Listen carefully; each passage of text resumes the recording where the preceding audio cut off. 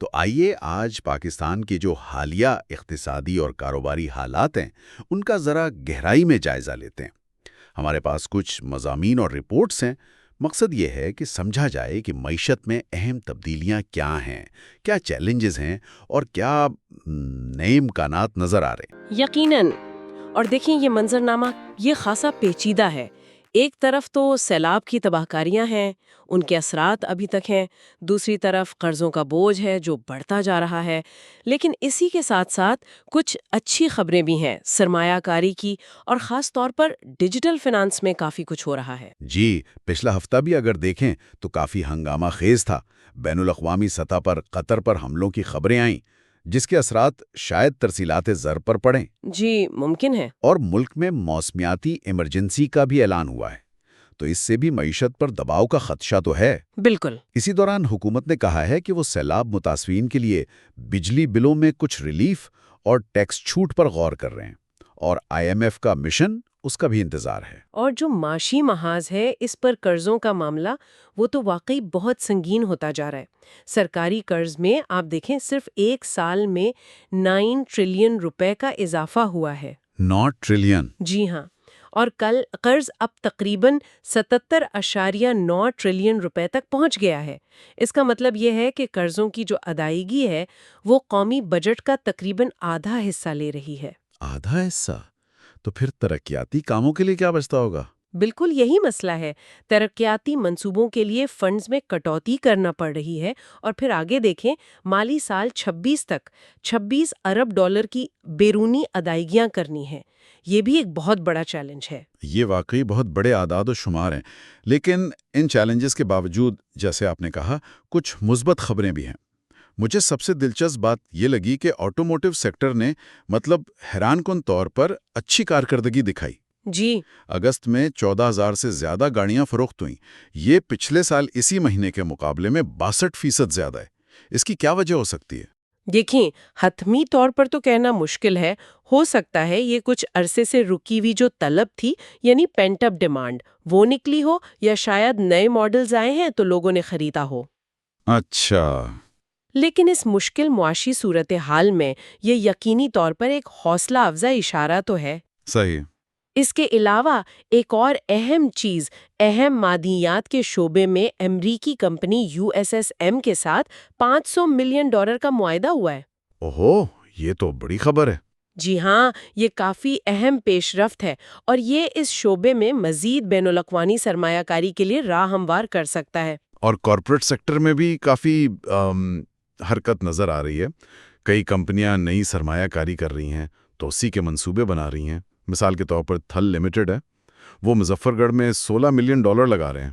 جی، وہ اناج ذخیرہ کرنے اور پیسنے کی سہولت بنا رہے ہیں۔ اچھا، یہ تو فوڈ سیکیورٹی کے لحاظ سے اہم ہوگا۔ کیونکہ فصل کٹنے کے بعد جو نقصانات ہوتے ہیں یہ ان کو کم کرنے میں مدد دے گا، اور ملک میں فوڈ سیکیورٹی بہتر ہوگی۔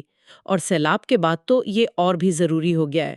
یہ ایک طرح سے سپلائی چین کو مضبوط کرنے کی کوشش ہے۔ درست کہا۔ اسی طرح عطر لمیٹڈ جو پریما کے نام سے مشہور ہیں، وہ جانوروں کی خوراک، مکئی اور سائلیج وغیرہ کا کام کرتے ہیں۔ انہوں نے اس کے لیے ایک الگ ذیلی کمپنی بنائی ہے۔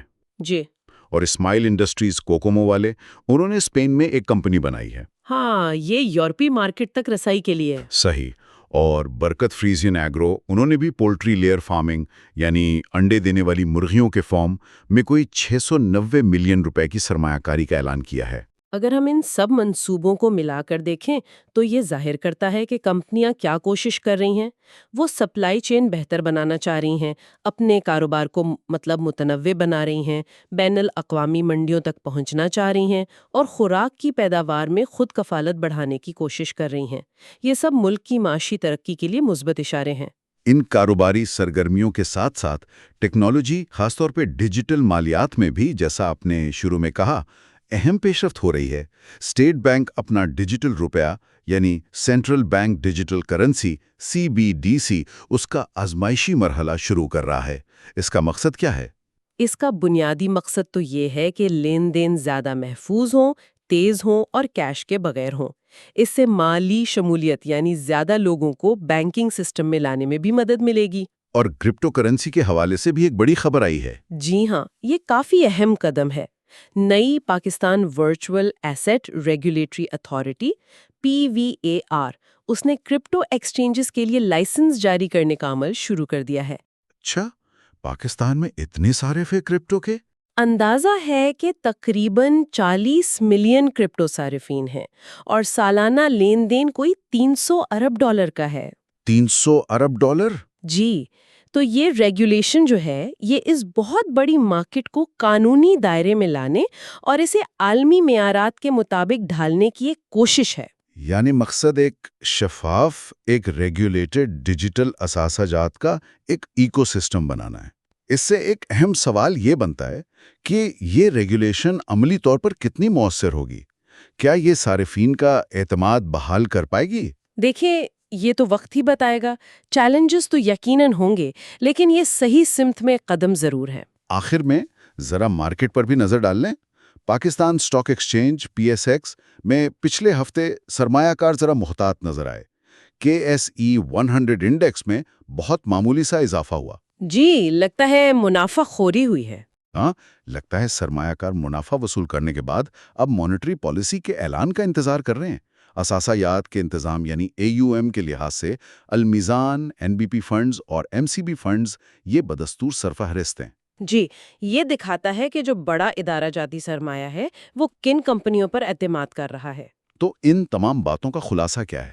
ایک طرف تو معیشت میں لچک کے کچھ اشارے نظر آتے ہیں، جیسے آٹو سیکٹر بہتر ہوا، اہم شعبوں میں نئی سرمایہ کاری آ رہی ہے، ڈیجیٹل مالیات میں جدت ہے، لیکن دوسری طرف قرضوں کا بہت بڑا چیلنج اپنی جگہ موجود ہے۔ بالکل، اصل امتحان اسی توازن کو برقرار رکھنے کا ہے کہ کس طرح ترقیاتی منصوبوں اور سرمایہ کاری کو جاری رکھا جائے اور ساتھ ہی مالیاتی نظم و ضبط بھی قائم رکھا جائے، خاص طور پر جب سیلاب کے اثرات بھی ہیں اور قرضوں کی ادائیگی کا دباؤ بھی۔ اور آخر میں سامعین کے لیے ایک نکتہ چھوڑ جاتے ہیں سوچنے کے لیے۔ یہ جو ڈیجیٹل فائنانس اور کرپٹو ریگولیشن کی طرف پیش قدمی ہو رہی ہے، یہ بڑھتے ہوئے قومی قرضوں کے اس پورے پس منظر میں پاکستان کے طویل مدتی معاشی استحکام اور عالمی مالیاتی نظام کے ساتھ اس کے اندماج پر کس طرح اثر انداز ہو سکتی ہے؟